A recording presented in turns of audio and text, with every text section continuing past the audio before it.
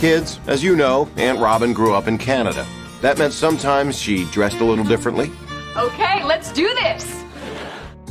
Canada is known for many things internationally, such as its people being extremely polite, or perhaps the incorrect stereotype that everyone there speaks French. Now, keep in mind, most of the stereotypes that we see in How I Met Your Mother are either exaggerations or made up by the show. However, we can still learn some Canadian peculiarities from it. Cold weather is also one of the things people associate Canada with. There are memes about this, with humor about Canadians reacting to cold weather. So in this clip, we see all the American characters dressed for cold weather, while Robin is just casually dressed as if they were going to the beach. In relation to this fact about Canada, later in the scene, we see how she calls the country by its nickname, the Great White North. This is an appropriate name for a country that's so big and full of snow. Also in relation to Robin's casual attitude towards cold weather, she says, "Let's do this." Okay, let's do this! It's probably clear what this means for you, but looking at some examples, you could observe the way people say it changes depending on the context. It often communicates excitement or that you're ready to make an effort or commit to something. Let's get this started, Nick. You doing this? Yes. Because Are you doing this? Yes, I will All do right. it. Okay, we're gonna do Then this. let's do this. Nick, I will do this. Say that you're wrong and it's over. I'm not wrong. Jess, you can't do this, but I can. Okay, let's do this, Nick. Then let's do it, I can Jess. do it. No, okay, fine, I admit it, I'm wrong. Whoa, cute guy alert. Okay, Jess, game time. Let's do this. You want to forget about Spencer? You're gonna have to do some very, very bad things. Sometimes she talked a little differently. Ted, this hydro bill is bigger than Louis Sir's biceps. What, you leave the carburetor on all night, eh? The terms that we hear here would be difficult for anyone from the USA to understand. Hydro is a Canadian cultural term for electricity and gas. They call it this because electricity was provided by a hydroelectric company located in Ontario. Louis Cyr is the other reference the guys don't get. He used to be a strongman athlete. A carburetor is this kitchen appliance used to manage food waste. In the USA, we call this a garbage disposal. She hung out at different bars and enjoyed leisure time a little differently. Leisure time is another way to say free time. Example, in my leisure time, I like to ride my bike or go swimming. Robin hangs out, or spends her time, in a distinctly Canadian bar. The humor here is that Robin's leisure activity is like what you'd see at an ice hockey game, which is outright fighting. You'll see that officials and referees often tolerate fighting as it's very much considered a part of hockey. Ice hockey is so popular in Canada that it is considered a major component of Canadian culture and national identity. In Canada, it was often debated whether ice hockey or lacrosse was the country's official national sport. They resolved to recognize hockey as Canada's official winter game and lacrosse as its summer game. A final note on the sport of ice hockey is that in the United States, it is considered the fourth most popular sport, behind American football, baseball, and basketball. Robin here says, "You want to go?" This is a phrase a person says when they want to challenge someone to a fight. Like that time when Chandler and Ross were about to get into a fight with these guys. Come on, man, let's do it. Before I forget, are we hitting faces? Of course we're hitting faces. Why wouldn't you hit faces? Well, because I have to work on Monday. I have a big presentation. So, I gotta show this apartment tomorrow, and, just no faces thing might not be a bad idea. Social experiments. USA. USA. USA. USA. Okay, you know, what does that even prove, okay? You chant anything, people will join in. A chant is a word or phrase people shout or sing. The crowd is The USA chant is common in sporting events where the USA goes against another country. So Robin seems to believe people are just chanting because they are drunk and that they would chant anything. However, she fails at getting people to chant Canada. Canada! Canada! Canada! Okay, they won't chant anything. While Barney succeeds at getting them to chant shrimp fried rice, a Chinese dish. The humor here, and Barney's point, is that Robin is right. People in this bar will chant anything. Anything that is, except Canada. You know that guy I had a slight disagreement with at the Hoser Hut? He's filing assault charges! I broke his nose with a chair. Did you notice the name of Robin's favorite bar? It's called the Hoser Hut. A hut is a type of small construction like the one seen here. Now, Hoser is a Canadian slang term. It is used to insult someone who you consider an idiot or a loser. So basically, this bar is a place where Canadians can drink beer and act silly. Now, going back to the ice hockey fighting tradition, it is humorous here that she calls it a slight disagreement. The joke is that what an American would certainly consider a fight, a Canadian considers a slight disagreement.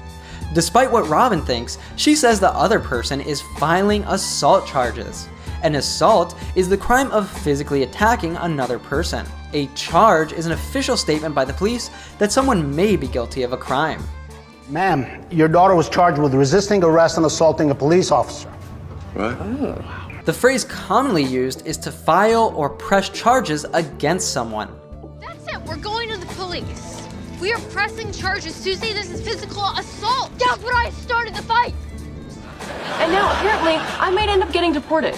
To deport is to make someone leave a country and return to the country they came from, especially because they do not have a legal right to stay. In this case, Robin might get deported from the United States back to Canada for misconduct. Well, there's only one possible way to avoid getting deported. To get the pronunciation of this utterance right, we're going to go through the following steps. First, this is pronounced as if it were one word. There's only. Then, in the way she speaks, there's a few cases where T sounds like a flap T. That's to say, for example, instead of saying getting, she says getting. So we say this as, way to avoid getting deported. Make sure to is properly reduced to duh here. Once again, way to avoid getting deported. Another word that's significantly reduced is the discourse marker well. Let's listen to this again and then try to repeat exactly as she said it. Well, there's only one possible way to avoid getting deported. Well, there's only one possible way to avoid getting deported.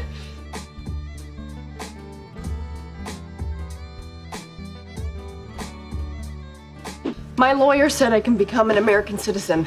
Perfect. Problem solved. Welcome aboard. Aboard means on or onto a ship, plane, train, etc. Welcome aboard. I am your captain, Captain Jack. We often use this metaphorically, as in, for example, welcome aboard when someone is joining a team or group. It would be an incredible honor to work for a man of your brilliance. Flattery will not get you this job, Miss Jensen. It's not flattery if it's the truth. Oh. Well, thank you. Welcome aboard. No, you have to do it. I'll help you study. We're gonna stay up all night long. I'm gonna drill you, and then we're gonna study. Literally, this is a drill.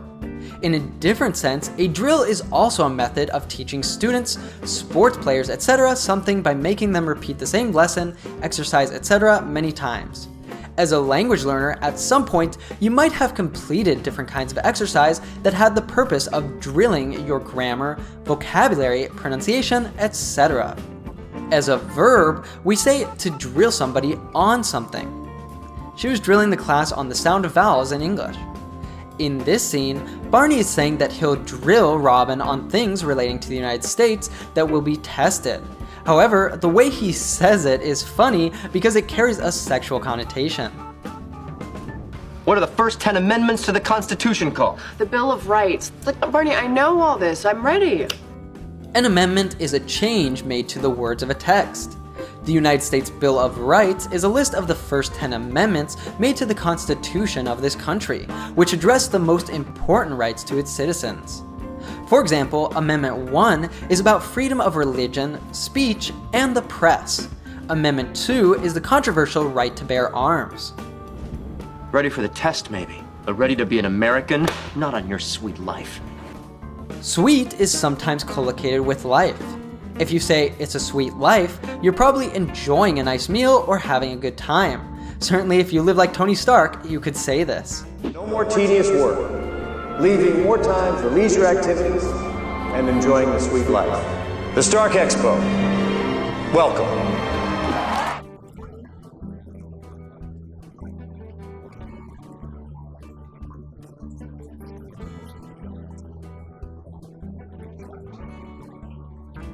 Here, Barney says, not on your sweet life.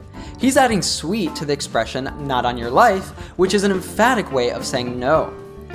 You still going to tell him about you-know-who? Yep. Still gonna introduce him? Not on your life. For you to be an American, we gotta get the Canadian out of you. We'll focus on these three parts of this sentence. He says these as, for you to be, we gotta get, out of you. Now all together, for you to be an American, we gotta get the Canadian out of you. For you to be an American, we gotta get the Canadian out of you.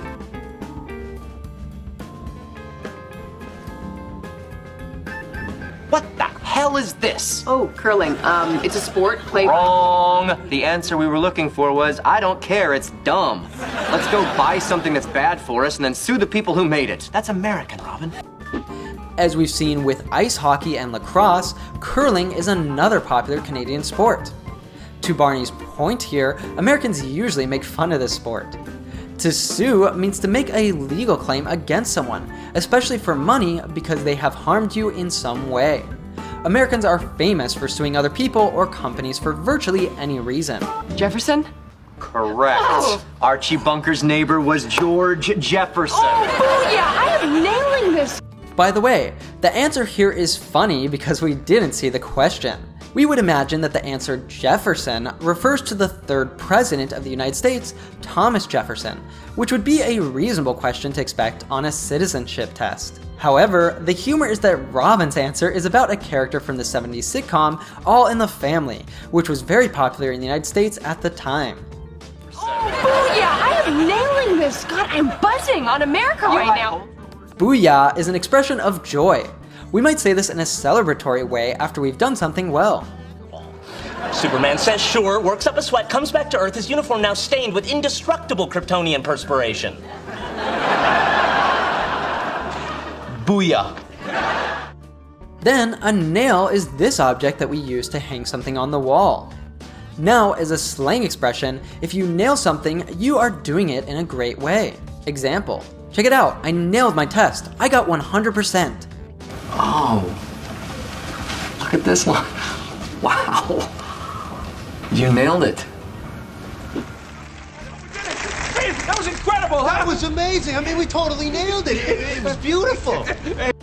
So, Robin means she is doing really well answering the questions correctly. God, I'm buzzing on America right now. If you are buzzing, you are euphoric. Often, you would use this informally to say that you are buzzing, for example, because of the influence of drugs or alcohol. However, Robin is buzzing on America. That just means that she is excited and enthusiastic about being American. On America right now. Hold your horses.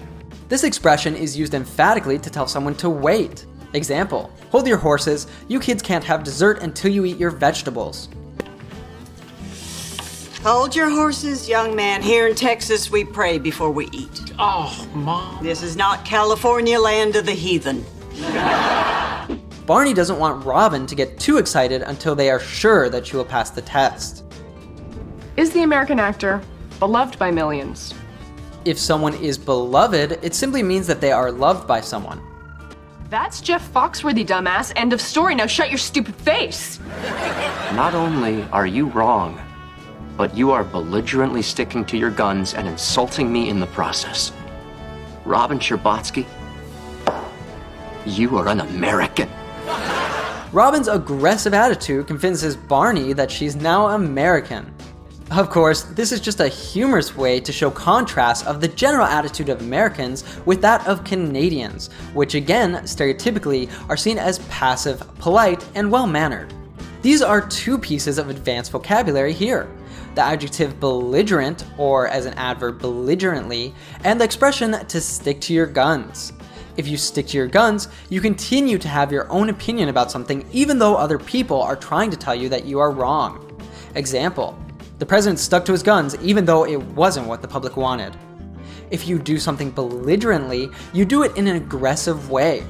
Example, don't let him drink, he always gets belligerent after a couple beers. So, despite Barney trying to convince Robin that she is wrong, she aggressively sticks to her opinion just as an American would do.